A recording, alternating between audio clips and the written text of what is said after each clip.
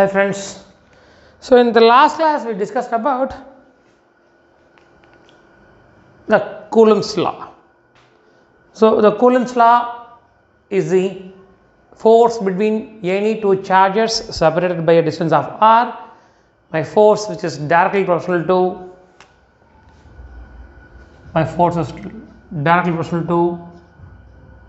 Q1 and Q2 and inversely proportional to r square. So this is what we discussed in the last class. Then we discussed about the comparison of the when you are placing these two charges in different medias. So those things we discussed in the last class. So in this class we are going to discuss about the vector form of Coulomb's law. Sir, what is meant by vector? See, actually my force is a vector quantity.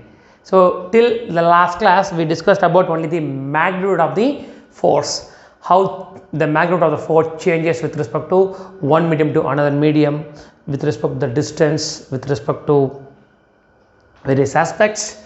So in this chapter, in this class we are going to study about the vector form, the vector form of Coulomb's law. So my force is a vector, so I need the vector form of Coulomb's law. To consider that, I am going to consider a Cartesian coordinates x, y and z. So for example, this is my z coordinates, this is my x coordinates, this is my y coordinates and my z coordinates. So first I am going to start with, I have a charge q1b here. The position vector of this charge q1 from the origin is said to be r1 vector. Sir, what is this r1 vector?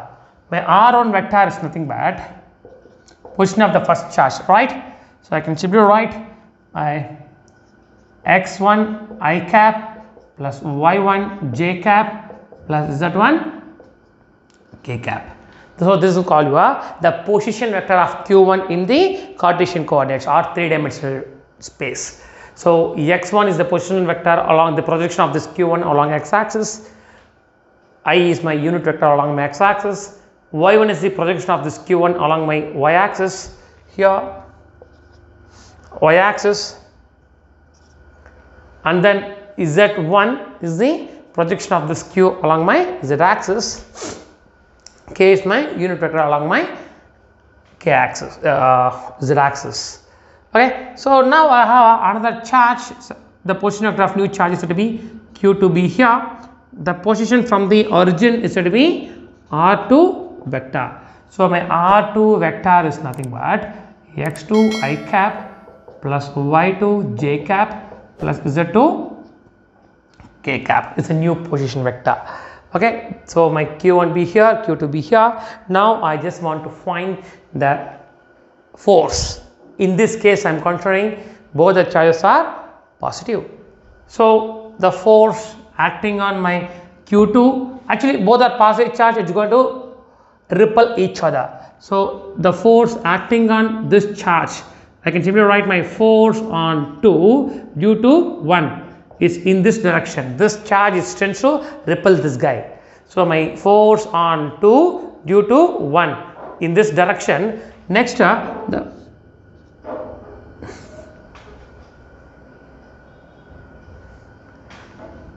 the force on 1 due to 2 is exactly the opposite direction. So this is my force on 1 due to this. Sir, I should know the separation between these two charges. I may write this is called your r12 vector. Sir, what is my r12 vector? So my r12 vector is nothing but my r1 vector minus r2 vector. The separation between the displacement between these two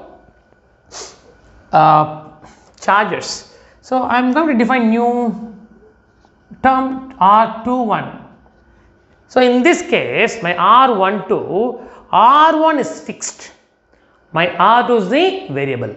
My r1 is fixed, my r2 this may be here anywhere. Okay.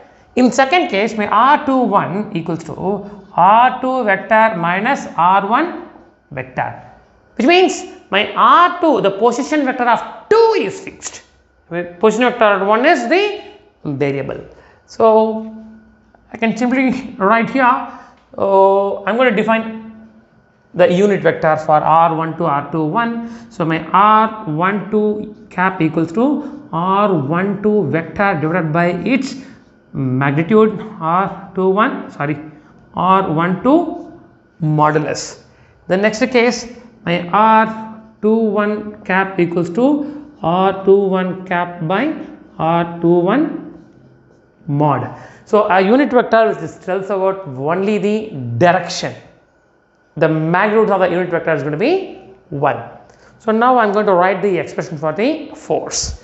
So I can simply write here my force on Q1 due to Q2. I may write here my F12 vector equals to 1 by 4 pi epsilon naught Q1 Q2 by R12 square. So it's the force on 1 due to 2. So 1 is fixed, 2 is the variable. It may be here, here, here, here, any random point. Okay, so I can similarly I need a unit vector. So up to this point it tells about only the magnitude. So this part which tells about the direction. So this is my magnitude and this is the direction, both together I am getting a vector. So next, the force on Q2 due to Q1. So my F21 vector equals to 1 by 4 pi epsilon naught Q1 Q2 by R21 square R21 cap. So this is my equation 1 and this is my equation 2. So from these two equations I am coming to the conclusion, my R12 vector cap equals to R21 cap, right? Minus sign be there, because both having equal magnitude but exactly in the opposite direction. Okay, so using this relation I can simply write my equation 1 and 2. My F12 vector, that is equals to minus of F21 vector, which means the force on 2 due to 1 and then the force on 1 due to 2 exactly equal in magnitude but opposite in direction.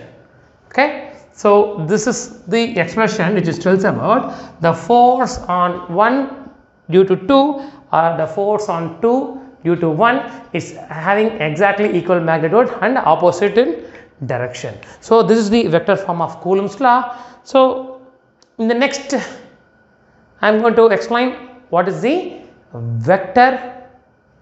next the force between multiple charges, right?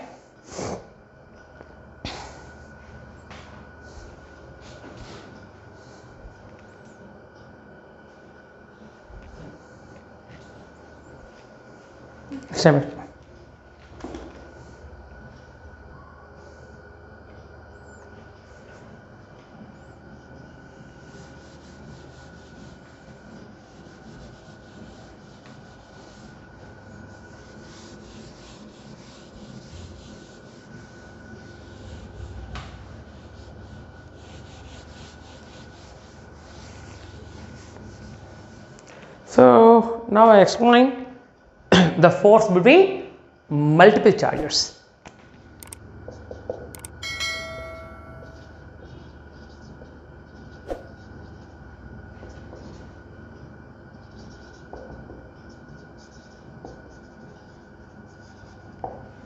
Force between multiple charges. Okay, so I am going to consider my charge Q1B here. The position from the origin is to be R1 vector. I have another charge B here, Q2. The position from the origin is to be R2 vector. And I'm going to consider another charge here is to be Q3. The position from here is to be R3 vector. So now we have a system of 3 charges. The position vectors will be R1, R2 and R3. My target is to find the net force on 1 due to the remaining 2 charges. First, we are considering all 3 charges are positive.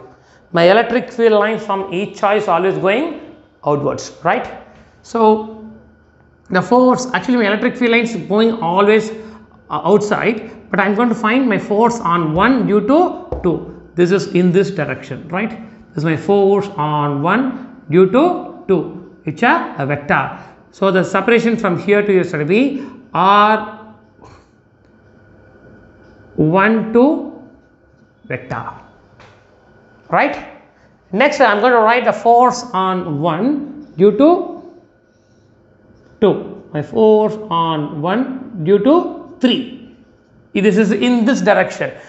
So my electric field lines is flowing all the direction outwards. I just want to find only the force on 1 due to 2.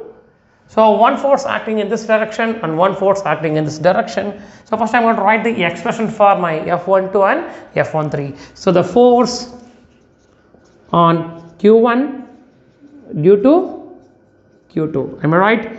F12 vector equals to 1 by 4 pi epsilon naught Q1 Q2 by R12 square R12 cap.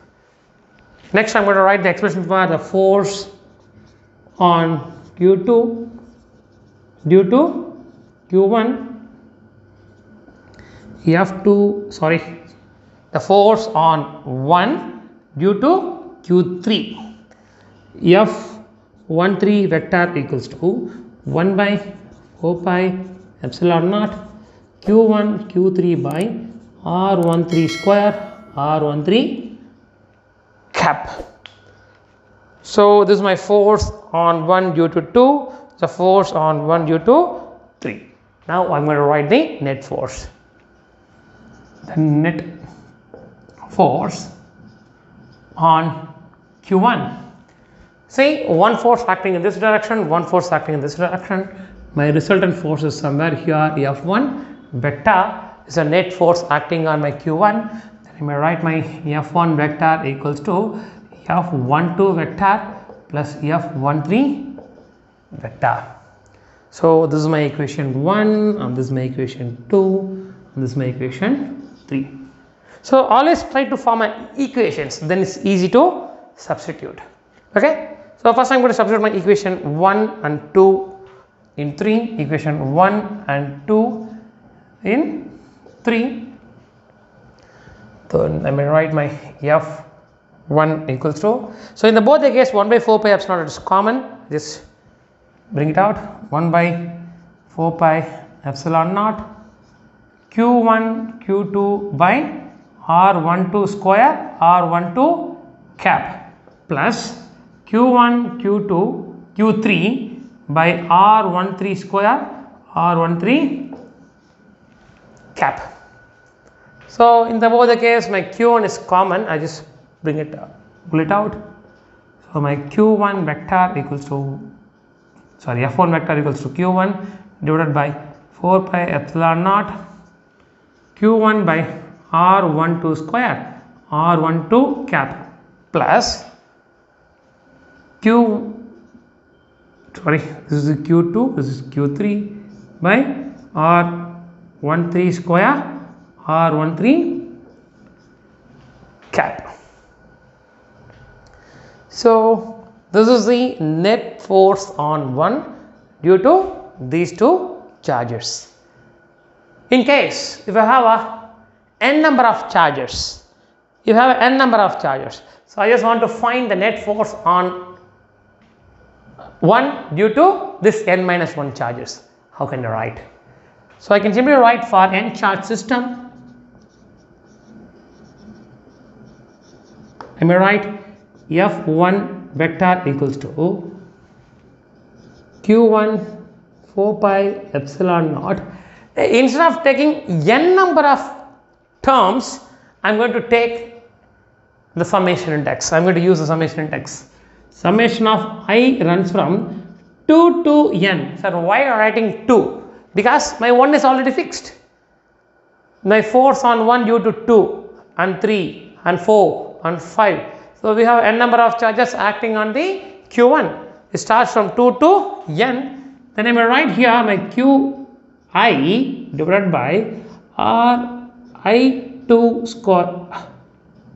Yeah, R1I square R1I cap. So if I put I equal to 2, I am getting this term. I equal to 3, I am getting this term. I is equal to 4, I am getting my fourth term. I is equal to 5, I am getting my fifth term. So this is how we are able to write the net force on my Q1 due to the n number of charges. So this is the final expression here. So the addition of all the forces on my charge 1, it's called superposition principle. Okay, the net force acting on a particle, then okay, this is called your superposition principle. So if you like this video, subscribe our channel for more content and share with your friends. If you have any feedback, write in the comments.